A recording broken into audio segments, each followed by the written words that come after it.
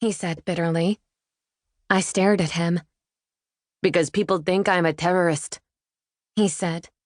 You are a writer, I said. A famous novelist. My professor shook his head. I had to ask the conductor to ask a woman to remove her bags. The trip takes over an hour. I was not going to stand. I had asked her, twice. I knew I should just move on, but I was tired. I am tired today. I am angry too. This is not the first time. Normally I am used to it, but today it was too much. I am just a person trying to go to work. I am dressed well, am I not? My professor was wearing faded blue jeans, a worn blue button-down shirt that looked incredibly soft, loafers. His hair was growing long, wisps covering his ears, bangs over his eyes. My professor had told me once that I could be a good writer if I would just let myself write. Most assignments came and went, and I did not turn anything in. I wanted my work to be brilliant, which meant it was impossible for me to write anything at all. I would be getting an incomplete for the semester, in a class where everyone got 4.0s. That sounds horrible, I said. She sounds like a horrible woman. I am sure she doesn't think of herself that way. I am sure she gives money to Planned Parenthood and votes Democrat. She doesn't even know she is racist.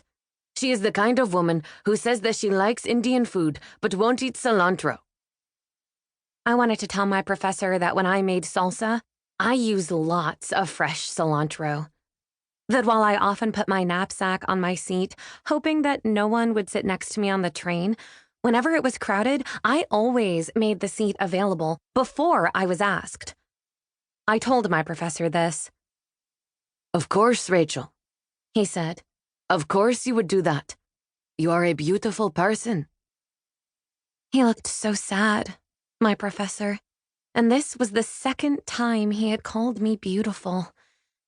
And so I kissed him. At first, he did not return my kiss. And then, just when I was about to pull away, he did. You thought it was nice? I asked him. Very nice? You thought it was a very nice kiss? Once, early in the semester, I had turned in a short story, and he had deleted all of the verys. It is the nicest thing that has happened to me in a long time, my professor said. He had crossed out all of the reallys, all of the justs. There was not much story left. Really? I said. Really? My professor took another sip of his coffee. He sighed. If you don't mind, I would like for you to kiss me again. Is that okay?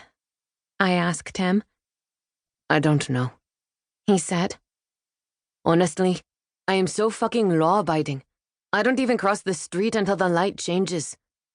Right now, I just want what I want, and I would like it if you would kiss me again. And so I did. This time, I put my hand on the back of his head, my fingers in his hair, and I leaned in, not letting him go. I considered putting my tongue in his mouth, but decided against it. It seemed possible that at any moment, my professor might change his mind. Finally, my professor pulled away. I'm going to be late for class, he said, looking down at his watch. It was a beautiful watch. It looked like an antique. It had Roman numerals. The brown leather band was soft and worn. I wanted to touch his watch, but I restrained myself. I did not want my professor to think that I was strange. I did not want him to know that I loved every single thing about him, that I loved his blue shirt. I restrained myself from touching his shirt. I have class in 10 minutes, he said. My professor stood up. His poodle, Princess, also stood up, but he was leaving his standard poodle with me.